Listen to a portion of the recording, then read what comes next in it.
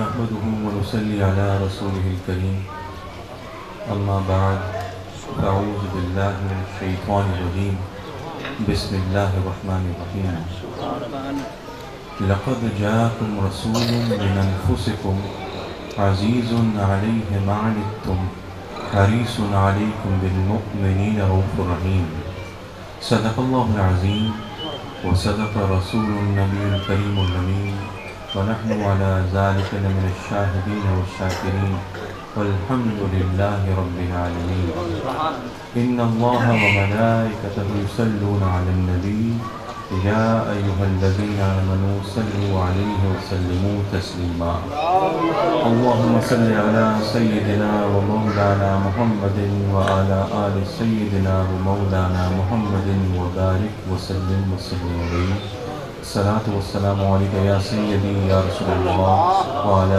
آلك واصحابك يا سيدي يا رسول الله. ایک دفعہ سرکار مدینہ کی بارگاہ میں باواز بلند درود شریف کا نذرانہ پیش کریں.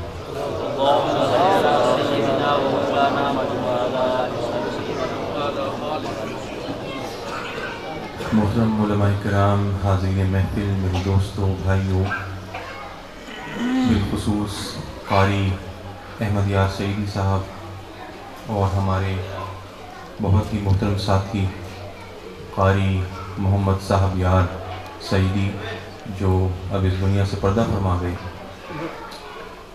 اور ان کے اہلکار، معاونین، دوست، ساتھی اور ان کے صاحبزادے محمد اسحاق سعیدی، اللہ تعالیٰ آپ سب حضرات کو سلامت رکھے، اپنی زبان میں رکھے. اس ادارے جامعہ غوثیہ سعیدیہ فیضان مدینہ کو اللہ تعالیٰ بہت ترقیاں عطا فرمائے اور اس کو ہمیشہ اس کی رونقوں کو دوبالا فرمائے، اس کو سلامت رکھے، اس ادارے کو، اس کے اساتذہ کو، طلباء کو، اس علاقے کے لیے اس جامعے کو ایک عظیم مرکز بنائے اور اس کے ذریعے عقیدے کا پرچار کرے، بول بالا کرے.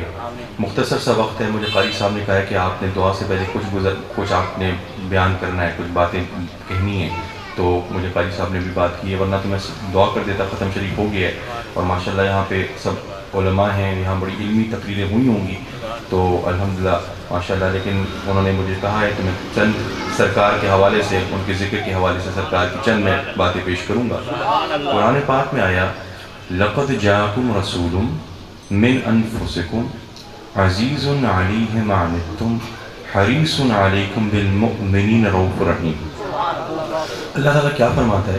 اللہ تعالیٰ فرماتا ہے اے لوگو، آ گئے تمہارے پاس رسول تم میں سے، آ گئے تمہارے پاس رسول تم میں سے. میرے دوستو، اللہ تعالیٰ کیا فرما رہا ہے؟ اللہ تعالیٰ اعلان فرما رہا ہے، اللہ تعالیٰ اطلاع دے رہا ہے، بتا رہا ہے، خبر دے رہا ہے. خبر دینے والی ذات کون ہے؟ اللہ تعالیٰ کی. رب العزت خبر دے رہا ہے، اور کس کو خبر دے رہا ہے؟ لوگوں کو خبر دے رہا ہے، تمام انسانیت کو خبر دے رہا ہے. اے لوگوں سن لو. اور کس کے بارے میں خبر دے رہا ہے؟ اپنے حبیب کی تشریف آوری کے بارے میں خبر دے رہا ہے کہ میرے پیارے حبیب تمہارے پاس تشریف لے آئے، جلوہ گر ہو گئے. آ گئے تمہارے پاس رسول تم میں سے. میرے دوستو، بات یہ ہے کہ یہ یہاں پہ جلسہ ہو رہا ہے اس ادارے کا، اس مدرسے کا، تو یہ یقیناً اس جلسے کو آپ نے جو انتظامیہ نے اس کو انعقاد کیا اس جلسے کا، تو یہ اچانک آج صبح تو فیصلہ نہیں کیا کہ بھائی ہم نے جلسہ کرنا ہے، سالانہ جلسہ کرنا ہے تو آج ہم صبح کر لیں، اور آپ کو آدھا گھنٹہ پہلے، کوئی پونا گھنٹہ پہلے، 1 گھنٹہ پہلے تو اطلاع نہیں دی کہ جی آ جائیں، عصر کے وقت، ظہر سے عصر کے درمیان یہ جلسہ ہوگا تو اس میں آئیں، اس کو رونق بخشیں. میرے دوستو، اس طرح تو نہیں ہوا.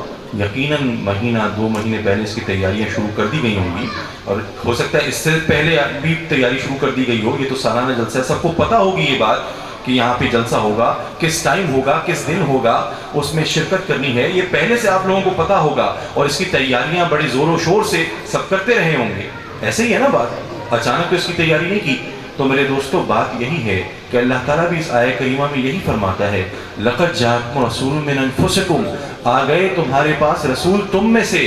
ارے وہ رسول آ گئے، لیکن ان کے گیت کب سے گائے جا رہے ہیں؟ ان کا اعلان اللہ تعالیٰ جو فرما رہا ہے وہ کب سے ان کا اعلان فرما رہا ہے، اور کب سے ان کی تشریف آوری کی تیاریاں فرما رہا ہے. میرے دوستو، سرکار مدینہ کی تشریف آوری کی تیاریاں رب العزت کوئی 1400 سال پہلے سے نہیں تو اس نے شروع کی. ارے مجھے کہنے دو کہ رب العزت اپنے حبیب کی تشریف آوری کی تیاری اس وقت سے فرما رہا ہے جب یہ زمین و زمان نہیں تھے، جب کوئی کون و مکان نہیں تھے، جب چاند و سورج نہیں تھے، جب جنت اور دوزخ نہیں تھی، جب لوح و قلم نہیں تھے، اللہ کا نور تھا، اللہ کے پیارے حبیب کا نور تھا۔ تب سے اللہ تعالیٰ اپنے حبیب کی تشریف آوری کی تیاریاں فرما رہا ہے۔ کس انداز میں اللہ نے اس زمین کو سجایا، آسمان کو سجایا، سورج بنایا، چاند بنائے، چمکتے ہوئے تارے بنائے، بہتے ہوئے چشمے بنائے، خوبصورت فلک بوس پہاڑ بنائے۔ میرے دوستو کس طرح سے اللہ تعالیٰ نے زمین کو سجایا، کس لیے سجایا؟ اپنے حبیب کی تشریف آوری کے لیے سجایا۔ میرے دوستو ہر نبی سرکار مدینہ کا گیت گاتا ہوا آیا، آپ کی بشارتیں دیتا ہوا آیا۔ قرآن پاک کی آیت ہے وَإِذْ أَخَذَ اللَّهُ مِيثَاقَ النَّبِيِّينَ، بڑی مشہور آیت کریمہ ہے، پوری لمبی آیت ہے، میں اس کی پوری تلاوت نہیں کروں گا۔ وَإِذْ أَخَذَ اللَّهُ مِيثَاقَ النَّبِيِّينَ کہ اس میں اللہ تعالیٰ نے میثاق لیا نبیوں سے، عالم ارواح میں تمام نبیوں سے وعدہ لیا۔ کیا وعدہ لیا؟ میرے دوستو یہ وعدہ لیا کہ جب وہ عظیم رسول تمہارے پاس آ جائیں، اس چیز کی تصدیق کرتے ہو جو تمہیں دیا گیا، تو تم ان کے اوپر ایمان لے کر آنا، ان کی مدد اور نصرت کرنا، ایمان لے کر آنا اور ان کی مدد اور نصرت کرنا۔ میرے دوستو وہ عظیم رسول کون ہے؟ وہ سید عالم ہے، وہ رحمت عالم ہے، وہ ساقی کوثر ہیں، وہ معین البشر کی ذات مبارکہ ہے۔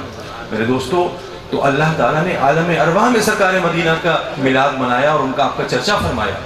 حضرت علی اس آیت کریمہ کی تفسیر میں یہ بات لکھتے ہیں، مولا کائنات لکھتے ہیں کہ وَإِذْ أَخَذَ اللَّهُ مِيثَاقَ النَّبِيِّينَ میں جو اللہ تعالیٰ نے نبیوں سے عہد لیا، وعدہ لیا سرکار کے اوپر ایمان لانے کا اور ان کی مدد اور نصرت کرنے کا عالم ارواح میں، تو دراصل بات یہ ہے کہ جب بھی نبی مبعوث ہوتا تھا، جو نبی در حقیقت اس دنیا میں آتا تھا وہ سرکار کے اوپر ایمان لے کر آتا تھا۔ اسے پتا تھا کہ اس نبی آخر الزمانے تشریف فرما ہونا ہے، ایک وقت آئے گا کہ وہ جلوہ گر ہوں گے، تو وہ ایمان لے کر نبی آتے تھے سرکار کی ذات پر اور اپنے امتیوں سے بھی تقاضا کرتے تھے کہ اے لوگوں خوب جان لو ہم اللہ کی طرف سے سچے نبی مبعوث کیے گئے ہیں، لیکن ایک وقت آئے گا جب نبی آخر الزمان بھی جلوہ گر ہوں گے، تم ابھی ان کے اوپر ایمان لے کر آ جاؤ۔ تو میرے دوستو حضرت مولا کائنات اس آیت کریمہ کی تفسیر میں یہ بات لکھتے ہیں کہ نبی جو آتے تھے وہ صرف خالی اپنا کلمہ نہیں پڑھواتے تھے، وہ اپنا کلمہ بھی پڑھواتے تھے، سرکار کا کلمہ بھی پڑھواتے تھے۔ میرے دوستو ہر دور میں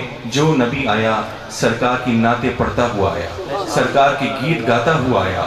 یہی اس آیت کریمہ میں اللہ تعالیٰ فرماتا ہے لَقَدْ جَاءَكُمْ رَسُولٌ، آ گئے تمہارے پاس رسول۔ ارے کیسے رسول آ گئے؟ ایسے رسول آ گئے کہ ان کے گیت حضرت آدم سے شروع ہوئے تو حضرت عیسیٰ پہ ختم ہوئے۔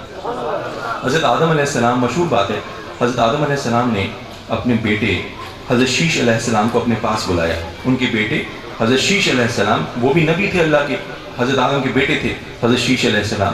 تو حضرت آدم علیہ السلام کا جب وقت وفات قریب آیا نا، جب ان کا دنیا سے پردہ فرمانے کا وقت قریب آ گیا حضرت آدم کا، تو انہوں نے اپنے فرزند حضرت شیش علیہ السلام کو اپنے پاس بلایا، تو ان کو وصیت فرمائی۔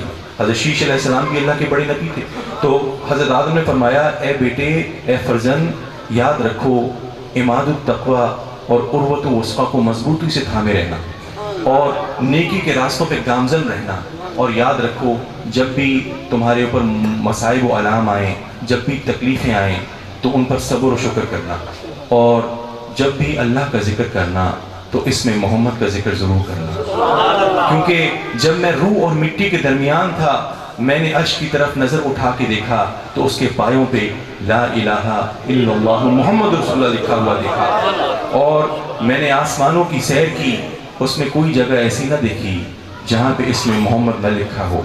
بلا شبہ میرے رب نے مجھے جنت پہ ٹھہرایا، میں نے جنت کا کوئی محل، کوئی دریچہ، دروازہ ایسا نہ دیکھا جہاں پہ اس میں محمد نہ لکھا ہو۔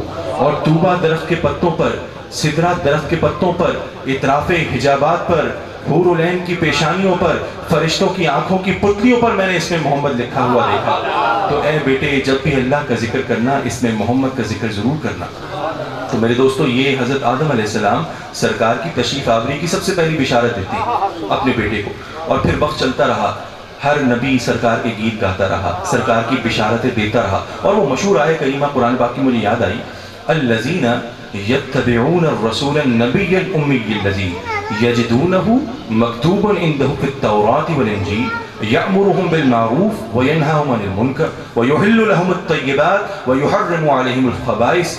اللہ تعالیٰ کیا فرماتا ہے؟ فرماتا ہے اے لوگوں، اے یہودیوں، اے نصرانیوں، جب وہ عظیم رسول تمہارے پاس آ جائیں جن کا ذکر خیر تم تورات اور انجیل میں لکھا ہوا پاتے ہو، وہ رسول تمہیں نیکی کا حکم دیتا ہے، برائی سے تمہیں روکتا ہے، اچھی چیزیں تمہارے پر حلال کرتا ہے اور بری چیزیں تمہارے پر حرام کرتا ہے۔ میرے دوستو، قرآن پاک کی آیت ہے عندہم فی التوراۃ والانجیل، کہ اس عظیم رسول کا ذکر خیر تو پہلے ہی ہم نے تورات اور انجیل میں لکھ دیا ہے۔ میرے دوستو، تمام آسمانی صحیفوں میں سرکار کا ذکر خیر موجود ہے، سرکار کی خوشخبریاں اور بشارتیں موجود ہیں۔ میرے دوستو، جو نبی آیا سرکار کا گیت گاتا ہوا ہے، ہر آسمانی صحیفے میں سرکار کی بشارتیں تھی۔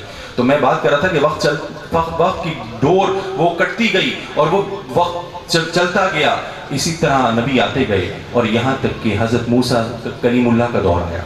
اللہ تعالیٰ نے حضرت موسیٰ علیہ السلام کو رسالت سے سرفراز فرمایا، آپ کو اپنا کلیم بنایا، آپ سے سرگوشیاں کی۔ تو ایک وقت ایسا آیا کہ اللہ تعالیٰ نے حضرت موسیٰ علیہ السلام کو اپنا قرب عطا فرمایا اور ان کو سرگوشی کرنے کے لیے پکڑ لیا، اپنے قریب کیا، اپنا قرب عطا فرمایا اور ان سے سرگوشیاں شروع کی۔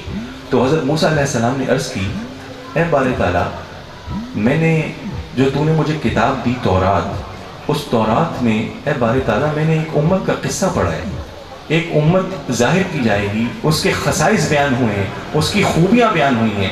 اے باری تعالیٰ، اس امت کی خوبی یہ ہوگی کہ وہ سب سے آخر میں ظاہر کیے جائیں گے اور وہ قیامت کے دن سب پر سبقت لے جائیں گے اعمال میں، اور وہ نیکی کا حکم دیں گے، برائی سے روکیں گے، تجھ پر ایمان رکھتے ہوں گے۔ تو اے میرے رب، اے باری تعالیٰ، میں تیرا نبی ہوں، تو نے مجھے کلیم بنایا ہے، میری خواہش پیدا ہوتی ہے میرے دل کے اندر کہ اتنی نیک صالح امت کو تو میرے حصے میں ڈال دے، میری امت بنا دے۔ جب حضرت موسیٰ نے تورات میں اس امت کے خصائص پڑھے تو حضرت موسیٰ کے دل میں ایک جوش پیدا ہوا، خواہش پیدا ہوئی کہ اس امت کو میری امت بنا دیا جائے۔ تو میں یہ بات ختم کروں تو حضرت موسیٰ نے پھر فرمایا، عرض کی اے باری تعالیٰ، اس امت کو میری امت بنا دے۔ تو اللہ تعالیٰ نے کیا فرمایا؟ اللہ تعالیٰ نے فرمایا، اے میرے کلیم، یہ جو آپ نے مجھے خوبیاں گنوائی، یہ جس امت کا آپ نے ذکر خیر کیا، یہ امت احمد کی خوبیاں ہیں، یہ امت احمد کی خوبیاں ہیں۔ تو حضرت موسیٰ بڑے حیران ہوئے، اچھا یہ امت احمد کی خوبیاں ہیں؟ تو پھر انہوں نے کہا اچھا کوئی بات نہیں ہے باری تعالیٰ، یہ امت میرے حصے میں نہ ڈال، لیکن میں نے تورات میں ایک اور جگہ ایک اور امت کا ذکر خیر پڑھا ہے، اس کی خوبی یہ ہوگی کہ اے باری تعالیٰ، جب وہ نیکی کی نیت کریں گے تو ان کی نامہ اعمال میں نیکی لکھ دے گا، اور جب وہ برائی کی نیت کریں گے اور برائی نہیں کریں گے تو ان کی برائی نہیں لکھے گا، اور جب وہ برائی کر بیٹھیں گے تو ایک ہی برائی لکھے گا، اور جب وہ نیکی کر بیٹھیں گے تو اے باری تعالیٰ تو ان کو 10 سے 700 گنا ثواب دے گا۔ اے باری تعالیٰ، میری خواہش پیدا ہوتی ہے کہ اس نیک صالح امت کو تو میری امت بنا دے۔ اللہ تعالیٰ نے پھر فرمایا، اے موسیٰ، یہ جو آپ نے خوبیاں بیان کی ہیں نا، یہ کمالات بیان کی ہیں، یہ خاصہ بھی امت احمد کا ہے، یہ خصوصیت بھی امت احمد کی جھولی میں آئی ہے۔ حضرت موسیٰ کی حیرانی اور بڑھ گئی، عرض کی اے باری تعالیٰ یہ بات ہے؟ اچھا کوئی بات نہیں، میں نے تورات میں ایک اور جگہ ایک اور امت کا قصہ پڑھا ہے، ان کی خوبی یہ ہوگی کہ ان کے قرآن ان کے دلوں میں محفوظ ہوں گے، ان کی دعائیں آسمانوں تک پہنچیں گی، وہ تیرے آگے نماز میں صفیں ایسے باندھیں گے جیسے فرشتے تیرے آگے کھڑے ہوتے ہیں، ان کی تلاوت کی گونج ایسی ہوگی جیسے شہد کی مکھی گونجتی ہے۔ اے باری تعالیٰ، میری خواہش یہ پیدا ہوتی ہے کہ اس امت کو تو میری امت بنا دے۔ اللہ تعالیٰ نے پھر فرمایا، اے موسیٰ، اے کلیم، یہ جو محاسن آپ نے بیان کیے، خوبیاں بیان کی، صلاحیتیں بیان کی، یہ خاصہ بھی امت احمد کا ہے، یہ بھی امت احمد کی نشانی ہے۔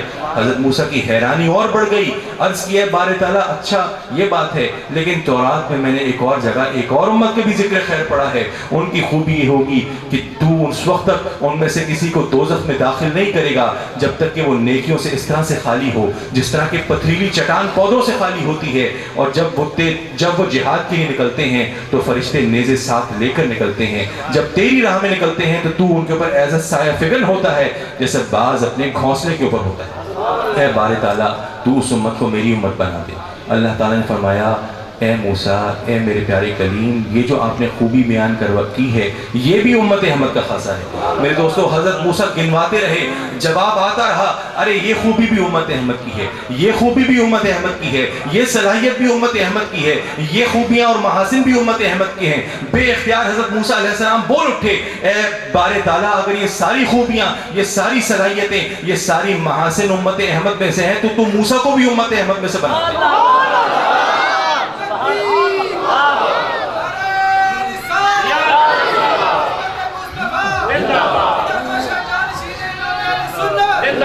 میرے دوستو، بات یہ ہے، میں صرف آپ کو بتا یہ رہا ہوں کہ سرکار کی ذات کی شان دیکھو۔ جو نبی آیا سرکار کا گیت گاتا ہوا ہے، سرکار کے ترانے گاتا ہوا آیا، اور حضرت موسیٰ نے تو سرکار کا امتی بننے کی خواہش۔ تو میرے دوستو، پھر کیا جواب آیا؟ اللہ تعالیٰ نے فرمایا، اے میرے پیارے موسیٰ، میں نے تو آپ کو رسالت سے سرفراز فرمایا، آپ کو اپنا مقرب کلیم بنایا، آپ اس انعام پہ راضی نہیں ہوئے۔ تو حضرت موسیٰ علیہ السلام نے عرض کیا، بارے تعالیٰ، میں تیرے اس انعام پہ راضی ہوا، خوب راضی ہوا، اور میں اپنی گفتگو کو سمیٹوں۔ آخری بات کہ آگے آیا من انفسکم، کہ تم میں سے آ گئے رسول، تم میں سے۔ لیکن میرے دوستو، حضرت فاطمہ الزہرا، حضرت عائشہ صدیقہ تلاوت فرماتی تھی، انفاسکم، من انفاسکم، من انفسکم پڑھ لو یا من انفاسکم پڑھ لو، مطلب یہی ہے کہ تم میں سے تو ہیں، لیکن تم میں سے سب سے زیادہ طیب اور طاہر ہیں، تم میں سے سب سے زیادہ بلند مرتبے والے ہیں، ارے تم میں سے سب سے زیادہ نفیس ہیں۔ حضرت احمد یار نعیمی وہ اپنی تفسیر نعیمی میں لکھتے ہیں کہ سرکار لباس بشریت میں تشریف لائے۔ ضرورت اس بات کی تھی کیونکہ فرشتوں اور جنات کو ہم لطافت کی باعث پہ دیکھ نہیں سکتے، جب دیکھ نہیں سکتے تو ان سے فیض نہیں حاصل کر سکتے، جب فیض نہیں حاصل کر سکتے تو پھر شریعت کیسے سیکھیں گے، تعلیم کیسے سیکھیں گے؟ تو ضرورت اس بات کی تھی کہ ایسی ذات آئے جو بظاہر لباس بشریت میں ہو لیکن صورتاً فرشتوں سے بھی زیادہ اعلیٰ افضل ہو، تاکہ وہ فیض اللہ تعالیٰ سے لے سکے، بندوں تک منتقل کر سکے۔ تو میرے دوستوں، من انفسکم، ارے تم میں سے ہیں لیکن تم میں سے سب سے زیادہ طیب اور طاہر ہیں۔ حضرت جبریل امین آئے سرکار کی بارگاہ میں، عرض کی، اے یا رسول اللہ، میں نے مشارق اور مغارب کھنگال ڈالے، آپ سے زیادہ طیب اور طاہر کسی کو نہ پایا۔ ارے سرکار کی شان کیا بیان کریں، ارے ایسے طیب و طاہر ہیں کہ آپ کے بول و براز، آپ کے فضلات سب طیب و طاہر ہیں۔ آپ کا پیشاب جس نے پی لیا اس کی بیماری ختم ہو گئی، جس نے آپ کا نکلا ہوا خون پی لیا دوزخ کی آگ اس کے اوپر حرام ہو گئی۔ ارے ریت پہ چلتے ہیں قدموں کے نشان پیدا نہیں ہوتے، پتھروں پہ چلتے ہیں، سنگریزوں پہ چلتے ہیں تو پتھر نرم ہو جاتے ہیں، چراغ کے پہلو سے گزرتے ہیں تو اس کی لو نہیں پھڑکتی، بانس کے اوپر قدم رکھتے ہیں تو آہٹ پیدا نہیں ہوتی۔ ارے پسینے کی مبارک کی خوشبو دیکھو، خالص کستوری عنبر و مشک سے زیادہ خوشبودار ہے، اور آپ کا جسم اتھر کبھی کوئی غلاظت نہیں بیٹھتی، کوئی مکھی نہیں بیٹھتی۔ انگلیوں کو دیکھو، اشارہ کرتے ہیں چاند دو ٹکڑے ہو جاتا ہے، ڈوبا ہوا سورج پلٹ آتا ہے۔ اور آخری بات، لعب دہن کی شان۔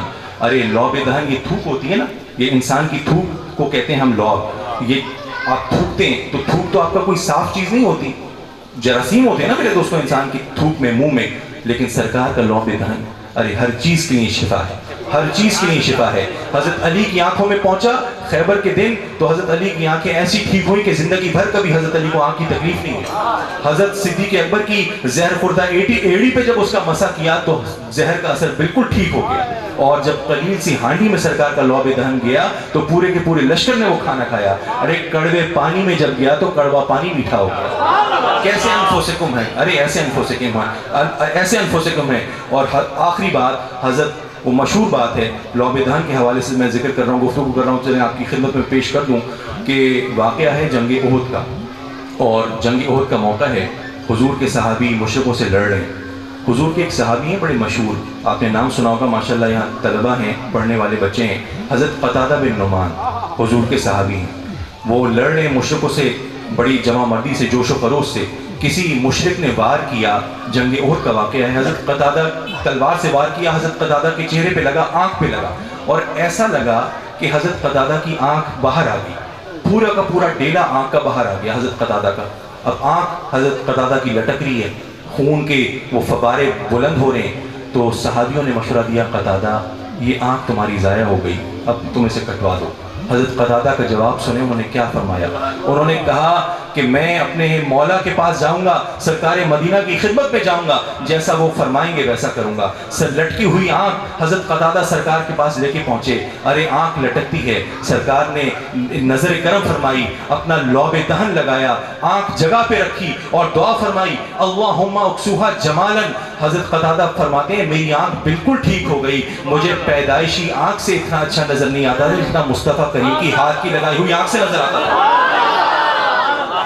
میرے دوستو، اسی واقعے کو حضرت قتادہ کے بیٹے نے یا پوتے نے عربی نظم میں لکھا، اور کس طرح لکھا انا ابن الذی سالت علی الخد عینہ فردت بکف المصطفیٰ احسن الرد فعادت کما کانت لأول امرها فیا حسن ما عین و بحسن ما رد، کہ میں اس شخص کا بیٹا ہوں، آنکھ اس کے رخسار پر آ گئی تھی تو وہ مصطفیٰ کریم کی ہتھیلیوں کے صدقے اپنی جگہ پر رکھ دی گئی تو وہ بالکل پہلے جیسی ہو گئی۔ کیا ہی اچھی وہ آنکھ تھی اور کیا ہی اچھا مصطفیٰ کریم کا اس کو اس کی جگہ پہ رکھنا تھا۔ میرے دوستو، یہ ایسے انفسکم ہیں۔ ارے والضحیٰ کا چہرہ مبارک لیے، واللیل کی گھمریالی معطر زلفیں لیے، ما زاغ البصر وما طغیٰ کی آنکھیں لیے، الم نشرح لک صدرک کا سینہ لیے، ید اللہ کے ہاتھ لیے، والبلد کے تلوے لیے، یا ایھا المزمل مدثر کے لباس میں زیب تن، حامین یاسین کے سہرے سجائے میرے آقا اس دنیا میں جلوہ گر ہوتے ہیں۔ ایسے انفسکم ہیں۔ دعا ہے کہ اللہ تعالیٰ ہمیں سرکار کی سچی محبت عطا فرمائے، آپ کے دامن سے سچی وابستگی عطا فرمائے۔ وآخر دعوانا الحمدللہ رب العالمین۔ کھلی کھلی لائنیں ہو جائیں، حضرت دعا فرماتے ہیں، لنگر چلا بھی، نماز کا ٹائم بھی ہو رہا ہے۔ اللہم صلی علی سیدنا و مولانا۔ قرآن پاک کی تلاوت ہوئی، سرکار کے اوپر نعت شریف پڑھی گئی، نعتیں پڑھی گئیں، اور جو صورتیں پڑھی گئیں، ذکر خیر ہوا، محضر لنگر شریف اور اس کے سلسلے میں جو کچھ خرچ کیا گیا، اس سب کا ثواب سید المرسلین، خاتم النبیین، رحمت العالمین، سید عالم، سرور کائنات، روح کائنات، جناب احمد مجتبیٰ حضرت محمد مصطفیٰ صلی اللہ علیہ وسلم کی بارگاہ عظمت و رحمت میں پہنچے، اور سرکار مدینہ کے وسیلہ جلیلہ سے اس کا ثواب تمام النبیین، الصدیقین، الشہداء، الصالحین، صحابہ کبار، صحابہ کرام، اہل بیت اطہار، امہات المومنین، عترت پاک، تابعین، تبع تابعین، اغواث، اکتاب، نجبہ، نقبہ، صالحین، صالحات، کاملین، کاملات، طیبین، طیبات، زاہدین، زاہدات، ساجدین، ساجدات، جمیع مشائخ کرام جملہ سلسلہ عالیہ اور جمیع ائمہ مجتہدین کی مقدس بارگاہوں میں پہنچ کر بالخصوص اس کا ثواب حضور غزالی زمان راضی دوران حضرت علامہ سید احمد سعید شاہ صاحب کاظمی کی روح پرفتوح کو پہنچے، اور ہمارے محترم قاری محمد صاحب یاد سعیدی کی روح پرفتوح کو پہنچے، اور آپ حضرات کے جو بھی بزرگ اس دنیا سے پردہ فرما گئے ان کی روح پرفتوح کو ان کا ثواب پہنچے۔ اللہ تعالیٰ سب حضرات کے درجات بلند فرمائے، ان بزرگوں کے درجات بلند فرمائے، ان بزرگوں کی امانتوں کی حفاظت فرمائے۔ اللہ تعالیٰ دعا کریں کہ یہ سارے یہاں پہ جو بیٹھے ہیں علماء اساتذہ بیٹھے ہیں، میں سب کے نام نہیں جانتا، یہ سارے میرے لیے محترم ہیں۔ اللہ تعالیٰ آپ سب کو اپنی زبان میں رکھے کہ اتنے ہی ضعیف چہرے میں دیکھتا ہوں، یہاں پہ ضعیف داڑیوں والے، سفید داڑیوں والے بزرگ بیٹھے ہیں، اللہ تعالیٰ ان پاکان امت کو اپنی زبان میں رکھے، اللہ تعالیٰ ان کو سلامت رکھے، ان کا سایہ رحمت بستی والوں پہ، علاقے والوں پہ تعدیر سلامت رکھے، ان کو ہمت اور حوصلہ عطا فرمائے۔ اللہ تعالیٰ دعا کریں کہ اس مسجد کے جو استاد ہیں اور جو نظام جنہوں نے سنبھالا ہے، اللہ تعالیٰ مولانا احمد یار سیدی صاحب کو سلامت رکھے، اپنی زبان میں رکھے، اللہ تعالیٰ ان کو بہت عزت عطا فرمائے، اور جو بھی یہ یہاں پہ خدمت دے رہے ہیں، سر انجام دے رہے ہیں، اللہ تعالیٰ اس خدمت کو قبول فرمائے، اللہ تعالیٰ اس خدمت کو قبول فرمائے۔ اللہ تعالیٰ قاری محمد صاحب یار سعیدی کے صاحبزادے محمد اسحاق کو سلامت رکھے، اللہ تعالیٰ ان کی عمر دراز فرمائے، اللہ تعالیٰ ان کو بھی جید عالم دین بنائے، اللہ تعالیٰ ان کو بھی اپنے والد محترم کے نقش قدم پہ چلائے اور بہت جید عالم دین بنائے اور باعمل عالم دین بنائے۔ اللہ تعالیٰ دونوں چچا اور بھتیجوں کو سلامت رکھے، دونوں میں پیار و محبت کو ہمیشہ قائم و دائم رکھے، دونوں کی عمر دراز فرمائے، عزت و عظمت کے ساتھ قائم دائم رکھے۔ جو اس مدرسے کے باقی اساتذہ ہیں، طلبہ ہیں، اللہ تعالیٰ ان کو اپنی زبان میں رکھے، اللہ تعالیٰ ان کی عمر دراز فرمائے، اللہ تعالیٰ دین و دنیا کی نعمتیں عطا فرمائے، اللہ تعالیٰ اس مدرسے کو، اس مسجد کو، اس علاقے کے لیے ایک عظیم مرکز بنائے، اس کے ذریعے اہل سنت کو فروغ دلوائے، اہل سنت کے مسلک کو عقیدے کا پرچار دلوائے۔ اللہ تعالیٰ دعا کریں ہم سب کی حاضری کو اللہ تعالیٰ اس پاک نورانی محفل میں قبول فرمائے. اللہ تعالیٰ ہمارے گناہوں کو معاف فرمائے, ہماری لغزشوں سے درگزر فرمائے. اللہ تعالیٰ ہمیں اپنا نیک صالح بندہ بنائے, ہمیں اپنے عباد متقین میں شامل فرمائے, اپنے عباد صالحین میں شامل فرمائے. دعا کریں کہ بہت سے میرے ایسے دوست ہیں, ساتھی ہیں جو بیمار ہیں, کوئی سفر میں بیمار ہے, کوئی ہسپتالوں میں بیمار ہے, کوئی کہیں بیمار ہے. دعا کریں کہ اللہ تعالیٰ بیماروں کو صحت یابی عطا فرمائے, اللہ تعالیٰ تندرستی عطا فرمائے, ان کو توانائی عطا فرمائے, قوت عطا فرمائے. اللہ تعالیٰ ان کی عمر دراز فرمائے, جس کی جو بیماری ہے, جو مرض ہے, اللہ تعالیٰ دفع فرما دے.